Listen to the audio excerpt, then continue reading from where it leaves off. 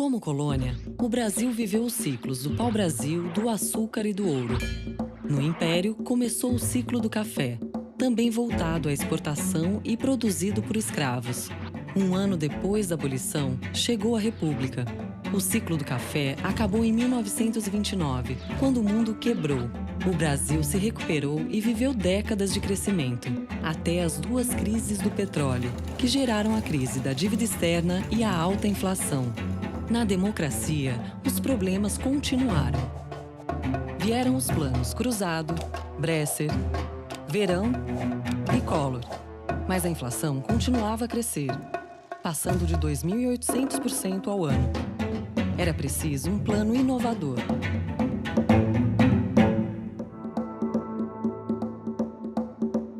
Bom, evidentemente a maior dificuldade era a inflação. Foram 2.500% em 93, 5.000% nos 12 meses que antecederam o lançamento do real. Isso é hiperinflação em qualquer lugar do mundo. A inflação alta é um sinal, de novo, de desfuncionalidade. Tem algo de errado acontecendo. 15 anos de inflação alta seguidos. Isso não é um resfriado, isso é uma patologia muito séria, uma doença terminal. O país tem hiperinflação por um conjunto de coisas. A inflação no Brasil tinha algumas causas estruturais. Se você não, digamos assim, não se preocupar em reverter as condições que levam à hiperinflação, qualquer programa de estabilização dura um tempo e depois falha. Pedro Malan sempre dizia, para todo problema complexo, tem sempre uma solução simples e errada.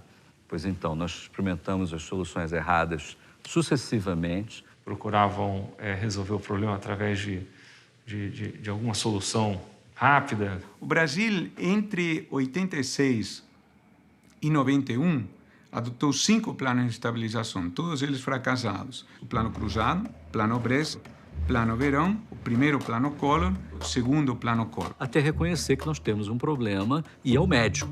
Vamos começar com o diagnóstico correto da coisa. Eu procurei o André Lara Rezende. Eu tive, então, a possibilidade de nomear um novo presidente para o Banco Central. Aí mandei chamar o Malan. Um pouco depois, o presidente do BNDES foi mudado também. Aí eu tinha a possibilidade de botar mais um. Bom, esse um foi justamente o Pércio Arida. Nós já tínhamos lá, como assessor econômico, o Gustavo Franco, que era uma pessoa muito competente. Então, já tinha uma massa crítica para poder pensar um projeto econômico. O Itamar entrou e disse, vamos fazer um plano. E o Fernando Henrique, que era ministro da Fazenda, chama, então, a equipe e disse, olha, nós queremos fazer um plano. Aí ele disse, não precisa a gente construir, já está pronto. Ele já estava pronto. Foi então que se ressuscitou a ideia lançada em 1984 por 2 economistas brasileiros. O André Lara Rezende tinha escrito um texto importante com o Pércio Arida, que é o Larida. A nossa ideia de sincronizar foi o seguinte, vou criar uma moeda indexada, virtual. Só para dizer às pessoas, olha, a moeda que está aí hoje, que era o Cruzado novo, se desvaloriza todo dia. Mas em URV, unidade de valor, o preço é o mesmo. Os preços iam crescentemente sendo referenciados ao URV. Deixa o mercado converter os salários nesta moeda, deixa pelo mercado. Quando todos os salários estiverem expressos na moeda virtual, é só eu dizer, acaba com outra moeda, a moeda virtual passa a ser a nova moeda do país. Era preciso criar condições para que desse certo. A mais importante delas era o déficit do governo. Porque uma das razões da inflação era o descontrole orçamentário. Como o ministro Simonsen dizia, a inflação é excesso governamental. Seus excessos em matéria de gasto público, misturado com a fabricação de papel pintado em excesso, eram as causas clássicas de todos os processos hiperinflacionários que o mundo conheceu. E de Maria, eu falo, olha, o negócio é o seguinte, tente assegurar que você equilibre o déficit antes de começar. Se tiver inflação da nova moeda, um pouquinho que seja, essa moeda vai ser desmoralizada. Se você não tiver credibilidade, é como se pegasse uma plantinha que está nascendo e desse uma martelada nela. O déficit, ó, só tem um jeito de assegurar.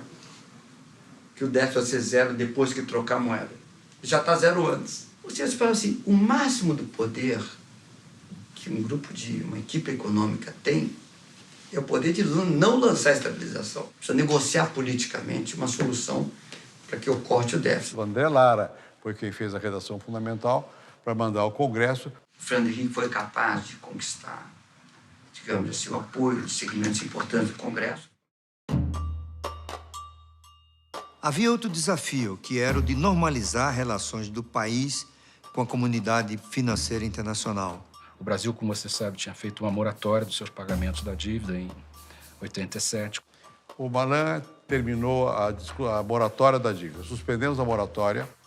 Mas o Brasil demorou 10 anos para negociar a dívida. A crise da dívida externa foi resolvida pelo Plano Brady, a partir de 90, tá? E aqui no Brasil em 93. E o que foi o Plano Brady? O Plano Brady nasce do reconhecimento de que a dívida era impagável na sua totalidade. Os países negociariam com os seus credores um desconto na dívida que era de 35%. Essa foi a negociação do chamado Plano Brady, que cerca de 15 países fizeram entre 1989 e 1993, 94. Aquilo abriu uma enorme horizonte de possibilidades para o relacionamento externo do Brasil. Investimento direto, financiamento de comércio, fluxos de financiamento e percepção mesmo, imagem do país. Com a dívida negociada e o déficit controlado, era a hora de lançar a URV. Estavam presentes as condições aí para um plano de estabilidade, um plano de estabilização bem sucedido. Eu acho que o passo fundamental foi a decisão que nós tomamos de fazer tudo transparente. Ou seja, em vez de você de manhã acordar no Diário Oficial e ler que tem uma nova moeda, que está desvalorizada de tanto, não, nós explicamos com antecipação o que ia acontecer. É preciso que todos os brasileiros se juntem para garantir o real. Você tem que convencer a sociedade. Nós tínhamos diante de nós um país já ressabiado e hostil a autoritarismos. Então tivemos que convidar o país para dançar. Está na hora de chamar o povo e propor uma corrente para estabilizar a moeda. E nós dissemos, olha, vocês querem fazer os contratos de vocês com qual moeda? Com essa que está apodrecendo ou com a unidade de valor? A população apoiou a ideia. Houve um pacto social implícito de apoio à estabilização. Estava tão desesperado que quando veio a tal da URV, os caras falaram, é isso aí que nós temos que acreditar. E a mídia ajudou muito, televisão, rádio, que a população aprendeu e aderiu. Estava cansado da inflação. Em 3 meses já está tudo indexado em URV. Fizemos moedas novas para trocar no mesmo dia, para a população sentir, ó, daqui para frente mudou e vai ser estável. Durante os anos 70 e 80 veio o cruzado, depois teve o cruzado novo, depois teve o cruzeiro real. Cada um deles significava o corte de 3 zeros. E a cada vez que mudava a moeda, você tinha que mudar as cédulas também. E aí nós começamos a ver que estava acabando o estoque de heróis nacionais, né? Dom Pedro II, Dom Pedro I, Deodoro da Fonseca, daqui a pouco foram os escritores, né? Os intelectuais, os políticos. E alguém falou, daqui a pouco a gente vai pôr na cédula só os animais, né? E não é que acabou sendo isso mesmo, né?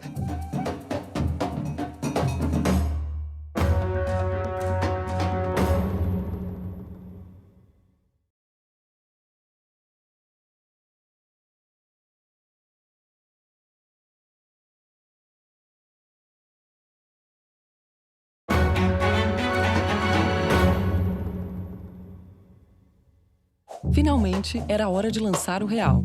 Então, quando chegou o dia 1º de julho... Trocou a moeda. Finalmente, a URV virou o real. E a conversão da velha moeda para o real era um número de 4 algarismos. 2,732, algo assim, não é? E muita gente pensou, olha, vai ser complicado, né? Escuta, ninguém vai conseguir dividir por quebradinho. A gente foi para a feira do nosso bairro. Todos os preços estavam em real. Tomate, pastel, caldo de cana, tudo estava em real. A população brasileira foi extraordinária. Ela converteu certo. É um espetáculo. A gente conseguiu resolver o problema da estabilidade da moeda. Conseguiu, de fato, estabilizar as coisas. Funcionou, para a surpresa de muitos, inclusive minha. O Brasil já era uma economia razoavelmente aberta e a dívida externa estava negociada. O Brasil já voltava a ter acesso a financiamento externo para financiar importações. Quando o Plano Real provocou uma súbita explosão da demanda, o desabastecimento não ocorreu. As prateleiras continuaram cheias. Uma inflação violentíssima transformou-se numa inflação civilizada, vamos dizer assim. Eu já não era nem ministro mais, que eu já estava me preparando para ser candidato a presidente da República. Ele vence no primeiro turno com 54% do total de votos válidos.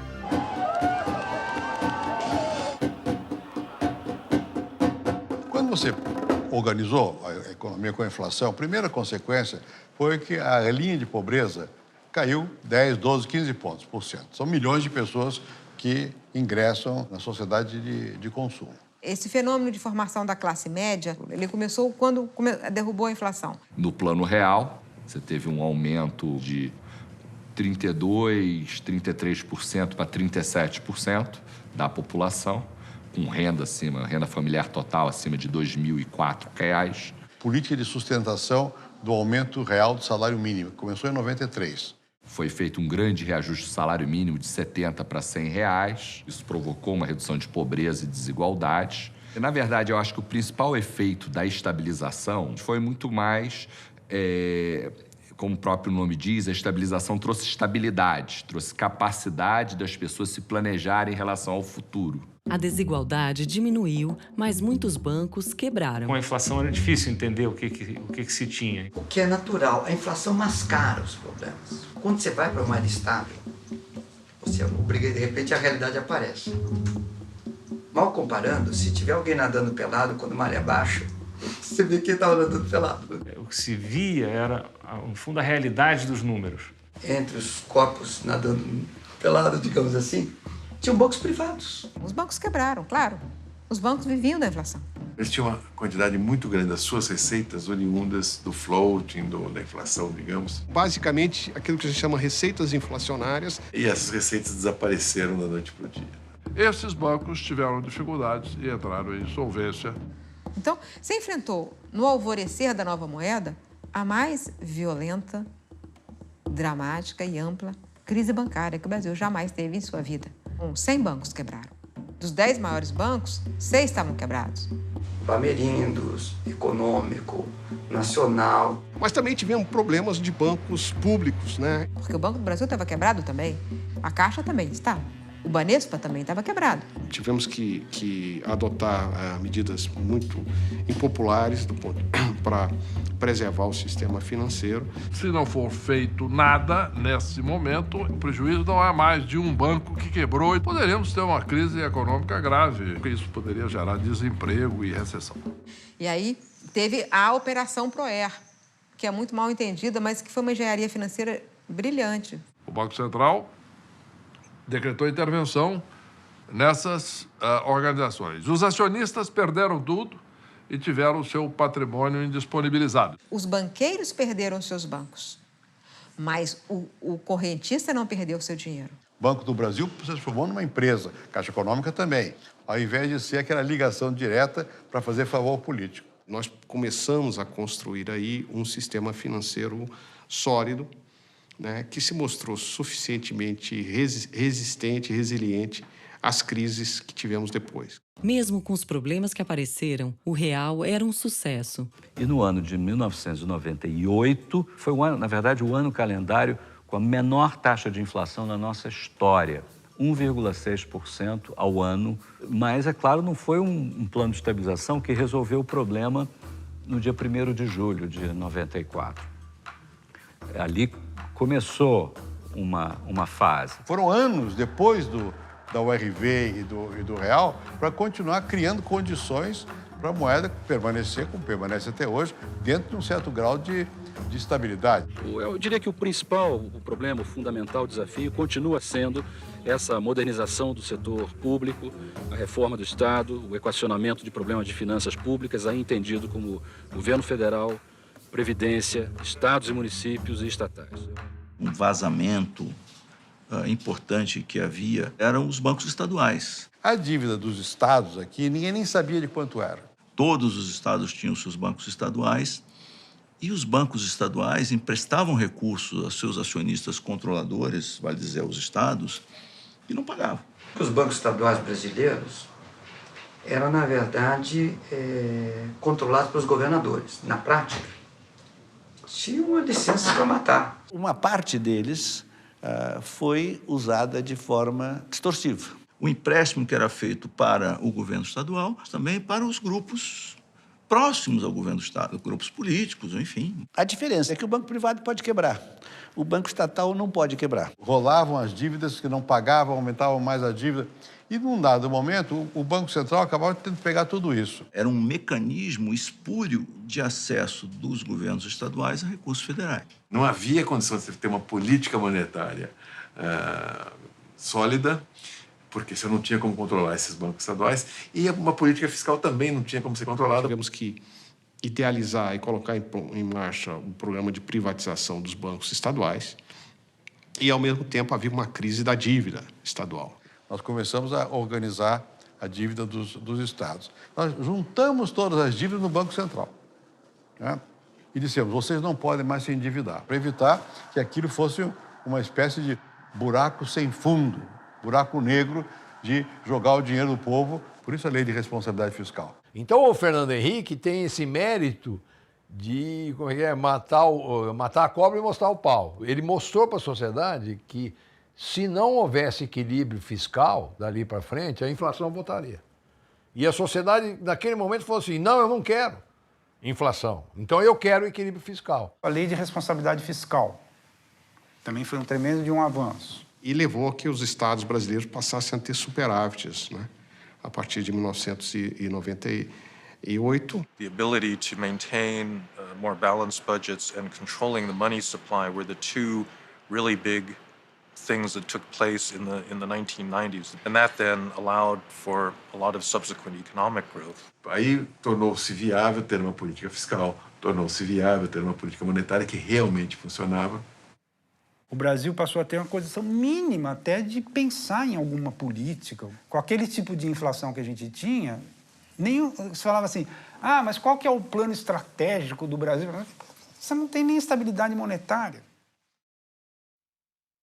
Para sanar as contas públicas, as privatizações continuaram. A maior mineradora do Brasil, uma das maiores do mundo, ter sido privatizada foi um enorme erro. Tudo isso devia ser público, não devia ser objeto de especulação privada. E essa ideia que o Brasil estaria deixando em mãos privadas o patrimônio público, é o subsolo. Né? Se você tiver um royalty, que é por extrair riqueza do subsolo, não há por que a companhia ser estatal. Minha opinião é bastante ambígua, então a gente tem que olhar isso com menos dogmatismo, né? A gente tem que ser pragmático. Não existe essa clivagem, o setor público é ruim, o setor privado é bom. Ou setor público é bom, setor privado é ruim. Os dois têm problemas. Então, nós não podemos chegar nem num extremo nem no outro. Precisamos do Estado, precisamos das empresas privadas. Por exemplo, as siderúrgicas podiam ter sido perfeitamente privatizadas como foram, né? A Vale do Rio Doce era dividida em feudos políticos nos vários estados. Também houve grandes mudanças no setor de telecomunicações. Na questão dos monopólios, foi possível avançar. Quebramos alguns. A Telebrás vendia telefone como? Recebia na frente o dinheiro do cliente para depois entregar 2 ou 3 anos depois o telefone. As empresas de telefonia melhoraram com a privatização. O Estado não tem dinheiro e não tem eficiência para prestar serviços públicos de qualidade. Por outro lado, a empresa privada, ao prestar serviços de natureza pública, corre-se o risco de ela concentrar nos cidadãos que têm condições de pagar mais caro. Então, como é que se resolveu isso? Nós criamos as agências regulatórias, que é a forma moderna pela qual o Estado controla. O sistema de comunicação, na verdade, continua sendo público, embora tenha sido privatizado. Quer dizer, o Estado não investe diretamente, ou não em tudo, mas controla. Fernando Henrique foi reeleito em 1998. Foi então que chegaram os primeiros grandes testes do real. Já em 97 começa a crise dos países asiáticos. A crise da Ásia, que foi em 97, se agravou mesmo ao final de 97, e depois, em 98, nós tivemos a crise da Rússia, depois atingindo o Brasil. E em 99, a crise brasileira. O Brasil tem que ir ao Fundo Monetário. Houve uma crise de balanço de pagamentos e eu fui convidado para assumir o Banco Central. A taxa de câmbio já tinha sido forçada a flutuar e eu fiz com uma proposta de manter a taxa de câmbio flutuando. O câmbio flutuante, basicamente, é quando o governo não controla o valor da moeda frente às outras moedas. Não é que o governo não possa interferir no funcionamento do mercado de câmbio, pode, em certas circunstâncias, deve, mas sem ter uma meta para a taxa de câmbio. O câmbio flutuante era uma das 3 inovações do que ficou conhecido como tripé macroeconômico. O Armínio, em conjunto com o ministro Malan, eles propõem, então, uma nova organização macroeconômica para o país baseada no famoso tripé. Isso chama tripé econômico, né? Que era a ideia que você tem que ter superávit fiscal expressivo, o câmbio tem que flutuar e a inflação tem que ficar na meta. Eu acho que o Brasil entrou nos eixos, vamos dizer assim, definitivamente naquele momento. As metas para a inflação pressupõem a autonomia do Banco Central. Estabelecer o compromisso do Banco Central de perseguir de forma autônoma um objetivo, que é a meta da inflação. Quer dizer, é independente, não para fazer o que quiser. Não são metas do Banco Central, são metas do governo. O Banco Central tem que trabalhar de uma forma muito racional, não pode trabalhar emocionalmente ou atendendo clamores políticos, populares ou de curto prazo. Na virada do século, a desigualdade passou a diminuir mais rapidamente. A partir do começo dos anos 2000, Bolsa Escola, Bolsa Alimentação, você procurava chegar nas pessoas e nos lugares mais pobres. Você tira do extrema pobreza para um patamar de conforto, dignidade, de sonhos, de projetos. Mas, por outro lado, criar as bases para que a pobreza deixasse de ser um problema na geração seguinte. A ideia era comprar o tempo da criança, pagar para essa criança para ela ficar na escola. Que a política era assim, olha, você recebe esse dinheiro e o compromisso é que você mantenha seu filho na escola. Você conseguiu levar de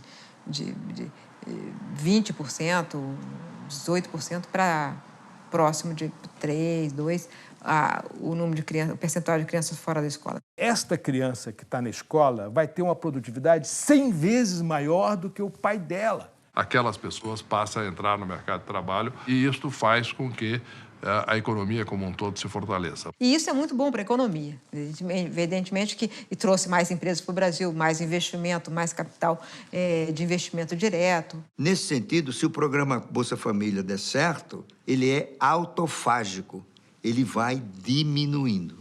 Quanto que caiu a desigualdade de 2001 até 2012? Os 5% mais pobres tiveram, nesse período de 12 anos, um ganho de 137%, enquanto os 5% mais ricos tiveram um ganho de 26%.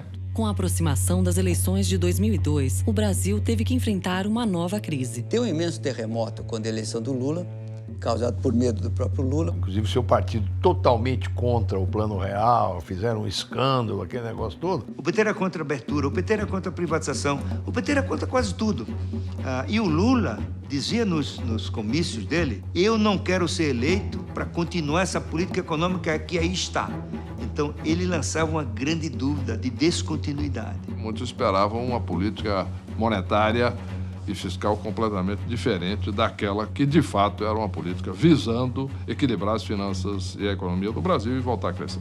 E quando o Lula começou a se viabilizar como o candidato vencedor, o Brasil também começou a piorar a crise. Entre o primeiro e o segundo turno, surgiu aquela onda de pessimismo. Quase foi para cá, 4 taxas de câmbio. E o país teve que recorrer ao FMI. Uma coisa é o Brasil ser sócio do FMI. Outra coisa é permitir que o FMI venha aqui e dizer, olha, tem que fazer assim, tem que fazer assado, como fizeram com a Argentina. A estabilidade econômica que o Brasil demorou décadas para conquistar estava prestes a ruir?